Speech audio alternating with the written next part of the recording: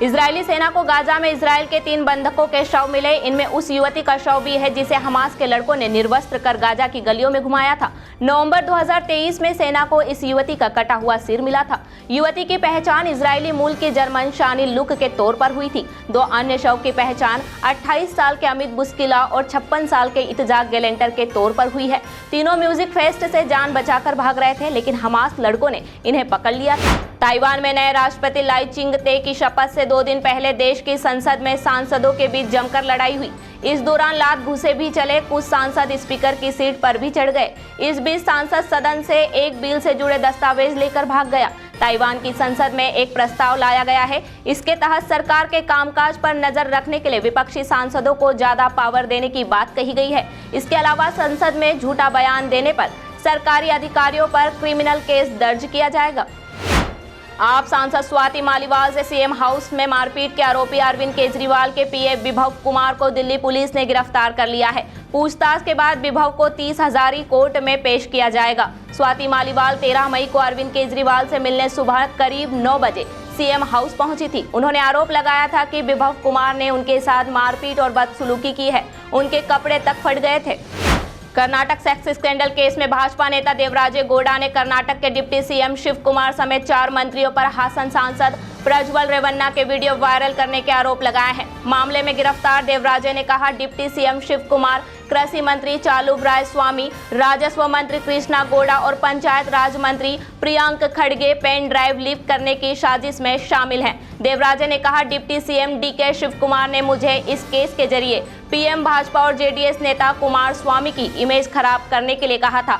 उन्होंने मुझे 100 करोड़ रुपए ऑफर किए थे।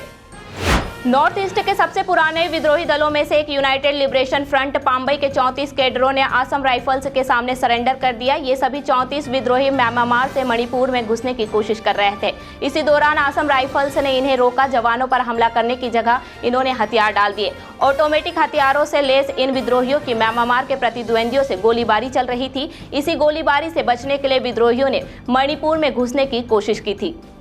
हरियाणा में कुंडली मानेसर पलवल एक्सप्रेस वे पर श्रद्धालुओं से भरी चलती बस में आग लग गई। हादसे में 10 लोगों की मौत हो गई, जबकि 25 से अधिक बुरी तरह झुलस गए। वे मथुरा वृंदावन से दर्शन कर लौट रहे थे।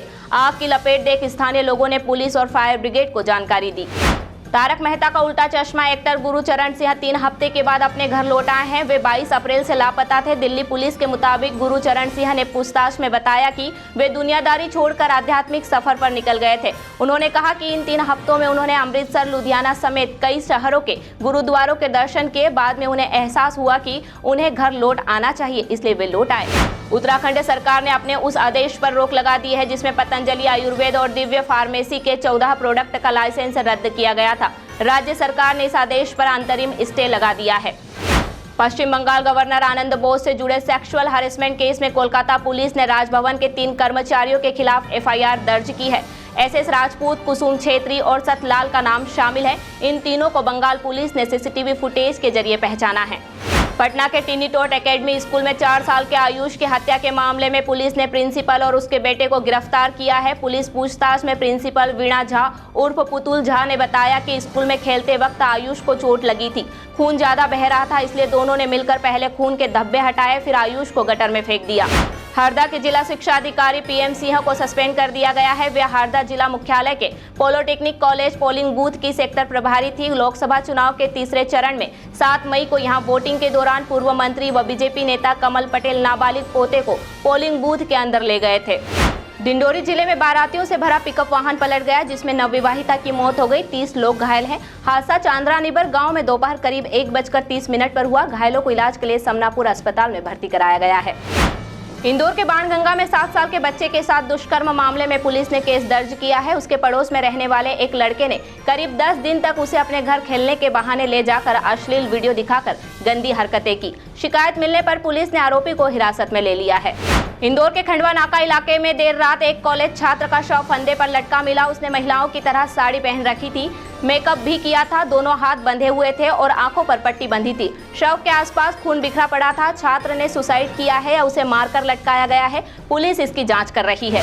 इंदौर उज्जैन टोल पर मारपीट और विवाद का नया मामला सामने आया है। टोल कर्मचारियों पर गाड़ी चढ़ाने की कोशिश की गई। पूरी घटना टोल के सीसीटीवी कैमरे में कैद हुई। वीडियो में दिख रहा है कि टोल कर्मचारियों को ड्राइवर धमका रहे हैं, टोल टैक्स नहीं देने का भी दावा कर रहे हैं।